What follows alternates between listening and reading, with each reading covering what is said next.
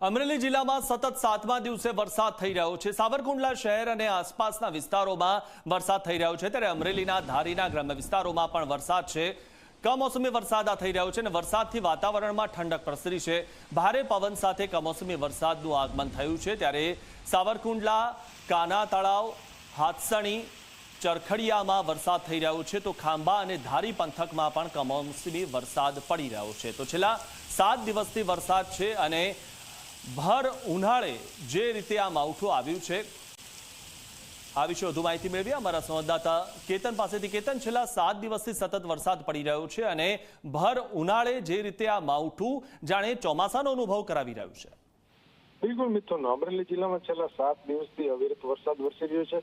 જાણે કે ઉનાળાની સિઝન પૂરી થઈ ગઈ છે અને ચોમાસું આવી ગયું તેવી પરિસ્થિતિ અમરેલી જિલ્લામાં જોવા મળી છે। ખાસ કરીને સાવરકુંડલા અને આસપાસના જે ગ્રામ્ય વિસ્તારો છે, કાના તળાવ, હાથસણી, ચરખડિયા સહિતના જે ગ્રામ્ય વિસ્તારો છે, તેમાં ક્યાંક ધીમી ધારે તો ક્યાંક ધોધમાર વરસાદ વરસી રહ્યો છે। ખાંભા અને ધારી પંથકના ગ્રામ્ય વિસ્તારોમાં પણ ધોધમાર વરસાદ વરસી રહ્યો છે। ધારીના ચતડિયા, મોરજર, જળ સહિતના જે ગ્રામ્ય વિસ્તારો છે, તેમાં પણ ધોધમાર વરસાદ વરસી રહ્યો છે। આમ ક્યાંક ને ક્યાંક આ વરસાદને લઈને ડુંગળી અને જે કેરીનો પાક છે, તેમાં વ્યાપક પ્રમાણમાં નુકસાન આવનારા દિવસોમાં થાય તેવું લાગી રહ્યું છે। જી આભાર કેતન, માહિતી આપવા બદલ।